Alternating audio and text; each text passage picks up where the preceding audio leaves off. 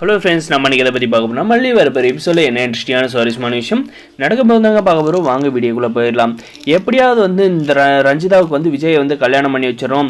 அதனால் மல்லிக்கும் விஜய்க்கு டிவோர்ஸ் பண்ணணும். அதுக்கு முதல் விஷயமே டிவோர்ஸ் பேப்பரில் விஜய் கையெழுத்து போடணும் அப்படின்ற மாதிரி நினச்சாங்க. ஆனால் பார்த்தீங்கன்னா அது நடக்காத போனதுனால ரொம்பவுமே வருத்தப்படுறாங்க. நம்மளுடைய ரஞ்சிதா, என்னடா நமக்கு மட்டும் விதி விலக்கா சுற்றி அடிக்குது, எங்கே போனாலும் திரும்ப நமக்கே ரிப்பீட்டாக வருது அப்படின்ற மாதிரி தாங்க இருக்கு இந்த ரஞ்சிதாவோட ஐடியா எல்லாமே. இதுக்கப்புறம் பார்த்தீங்கன்னா நம்முடைய மல்லி சும்மா இருப்பாங்களா, இந்த விஷயத்தை கேள்விப்பட்டு நம்முடைய அன்னபூர்ணியம்மா என்ன சொல்லிட்டாங்கன்னு பார்த்தீங்களா, மல்லி உங்ககிட்டலாம் நீ சாப்பிட்டா இருந்தால் வேலைக்கு ஆகாது. விஜய் உன்னை எப்போ புரிஞ்சுக்கிறானோ அப்போ புரிஞ்சுக்கிட்டோம். ஏன்னா நீ எந்த ஒரு தப்பும் பண்ணல, அதனால் நான் சொல்கிறத செய்ய, நீ மல்லியா திரும்பு அப்படின்ற மாதிரி சொல்கிறாங்க. நீ இவங்ககிட்டலாம் வாய் பேச இருந்தேன்னா கண்டிப்பாக இன்னும் விஜயம் பிரிச்சிருவாங்க அப்படின்ற மாதிரி நம்மளுடைய அன்னபூர்ணியம்மா சொன்னதும், என்ன பெரியம்மா இப்படி சொல்கிறேன், என் வாழ்க்கை அவ்வளோதான் அப்படின்ற மாதிரி சொல்கிறேன், அப்போ நான் சொல்கிற மாதிரி கேளு அப்படின்ற மாதிரி அன்னபூர்ணியம்மா சொன்னது பார்த்தீங்கன்னா, சரி பெரியம்மா நான் இப்போவே அவங்களெல்லாம் உண்டுல பண்ணுறேன் அப்படின்ற மாதிரி பார்த்தீங்கன்னா, இந்த ரஞ்சிதாவும் போதும் ஒன்று கிளவி 2 பேரும் பார்த்தீங்கன்னா மீட் பண்ணி என்னவும் விஜய் பிரிக்கணும்னு நினச்சிங்கன்னா அவ்வளோதான். நான் விஜய் என்ன என் மேலே கோபமாக இருக்கலாம், ஆனால் விஜய் நான் விரும்பி நான் கல்யாணம் பண்ணிக்கிட்டு இருக்கேன். அது எந்த சூழ்நிலையில் எப்படி நடந்திருந்தாலும் அதை பற்றி எனக்கு கவலை இல்லை.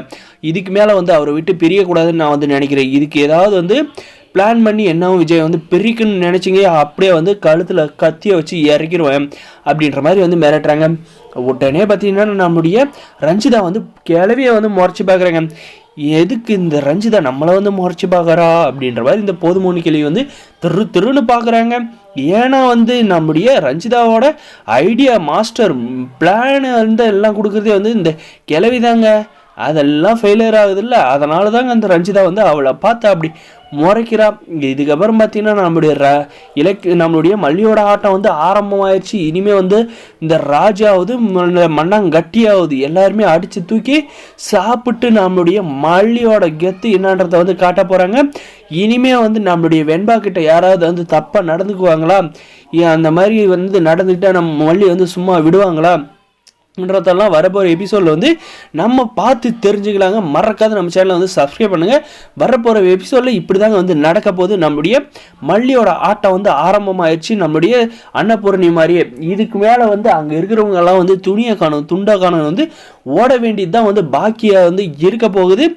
யாருக்கெல்லாம் நம்ம வீடியோ பிடிச்சிருக்கோ அவங்களாம் லைக் பண்ணுங்கள். மறக்காத நம்ம சேனலை சப்ஸ்கிரைப் பண்ணாதான் மறக்காத சப்ஸ்கிரைப் பண்ணி அந்த பெல் ஐக்கனை ஆன்லைனில் போட்டுவோங்க. அப்போ தான் நம்ம போடுற வீடியோ எல்லாமே உங்களுக்கு நோட்டிஃபிகேஷனாக வருங்க. முடிஞ்ச வரைக்கும் ஸ்கிப் பண்ணாத பாருங்கள். தேங்க்ஸ் ஃபார் வாட்சிங் கைஸ்.